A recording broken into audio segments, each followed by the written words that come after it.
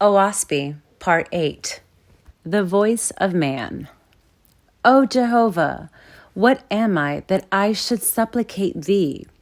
Know I mine own weakness, or understand I the way of my thoughts? Thou hast placed before me most wonderful creations. They impress me, and my senses rise up in remembrance of the Almighty. Wherein have I invented one thought but by looking upon thy works? How can I otherwise than remember my Creator, and out of thy creations, O Jehovah, find rich food for meditation all the days of my life? 2. And yet, though I have appropriated the earth unto myself, I am not happy nor perfect withal. Misery and crime and selfishness are upon my people. 3. What is my weakness that I cannot overcome it? Or what is my strength that I succumb to the desires of the earth? I build up my belief and courage in thee, but ere I know the way of my weakness, I stumble and fall. Am I made that I shall be forever a reproof to myself and a censure to my own behavior? 4. How shall I say to this man or that, Be thou pure and holy, O man? Are not my flesh and blood proof that man cannot be without sin? Oh, this corruptible self, this tendency to fall from the right way. Thou, O my Creator, hast proven before my senses every day of my life that thou alone art mighty in purity and truth. 5.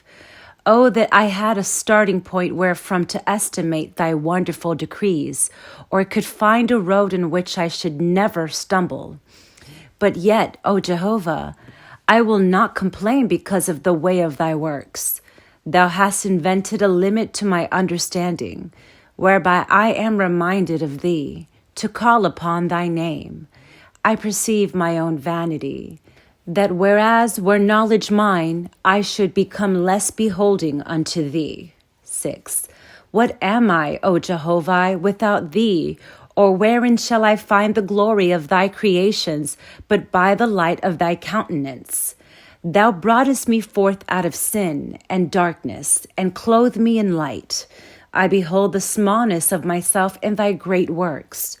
Thou hast bound me to travel on the earth, to sojourn with beast and all manner of creeping things, nor given me one attribute wherein I can boast over them, save in the power of destruction.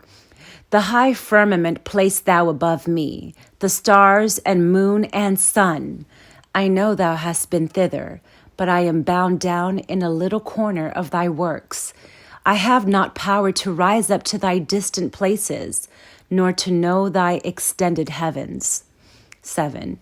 Nay, I have not power to shape my own size and stature, but all things take form and dimension, whether I will or no. In thine own way are built the walls of the world. By their magnitude am I confounded, by the majesty of thy hand appalled. Why have I vainly set up myself as the highest of thy works? My failures are worse than any other living creature under the sun. I cannot build my house in perfection like a bird's. My ingenuity cannot fashion a spider's net.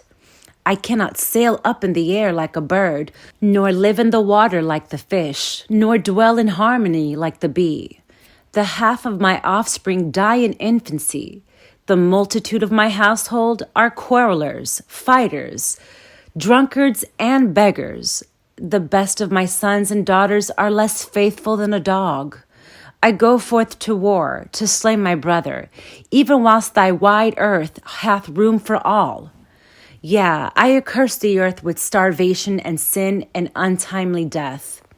Oh, that I could school myself to boast not of my greatness, that I should be forever ashamed in thy sight, Jehovah. 8. Unto thee I will acknowledge my iniquities. I can hide nothing from the eye of my Creator. Hear me then, O Father. 9. I took up arms against my brother. With great armies I encompassed him about to despoil him. 10. His widows and orphans I multiplied by the stroke of my sword. The cry of anguish that came out of their mouths I answered by the destruction of my brother's harvest. 11. To my captains and generals who showed great skill in killing, I built monuments in stone and iron. Yeah, I inscribed them from top to bottom with their bloody victories. 12. And in my vanity I called out to the young, saying, Behold the glory of great men. These great monuments I have builded to them. 13. And the youth of my household were whetted with ambition for spoil. The example of my hand made them train themselves for warfare.